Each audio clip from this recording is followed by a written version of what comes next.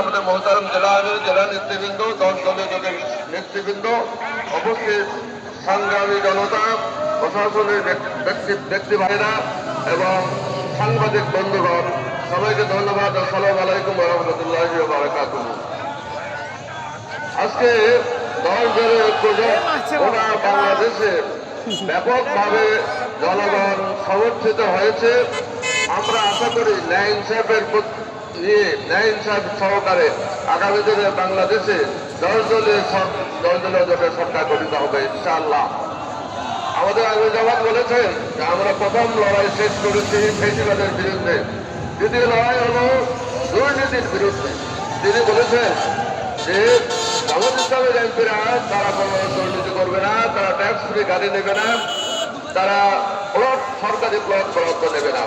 এটা শুধুমাত্র তার পক্ষে বলা সম্ভব যিনি একটা প্রতিষ্ঠিতশীল এবং সংগঠন বাংলাদেশ জামাত ইসলামী জামাত। আমি আমার কথা শেষ করতে চাই, কিছু দাবির কথা বলছি। এটা হলো গাইবান্ধায় একটা মেডিকেল কলেজ হওয়া অবশ্যই দরকার, জামাত ইসলামীদের প্রোগ্রামে এটা আছে। এরপরে কৃষি বিশ্ববিদ্যালয় হওয়া হতে পারে গাইবান্ধায়। এরপরে বালাসী বাহাদুরবাদ সেতু, এটা দ্বিতীয় যমুনা সেতু হওয়া দরকার। এরপরে গোবিন্দগঞ্জের ইস্যু না, এটা উত্তরবঙ্গের ইস্যু।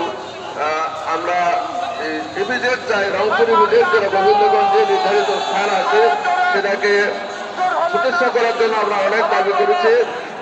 আমি নতুন করে আমি জানাতে স্মরণ করে দিতে চাই, গোবিন্দগঞ্জে ইপিজেড করার নির্ধারিত জায়গা আছে, পূর্ব সিদ্ধান্ত আছে, এটা বাস্তবায়ন হওয়া দরকার।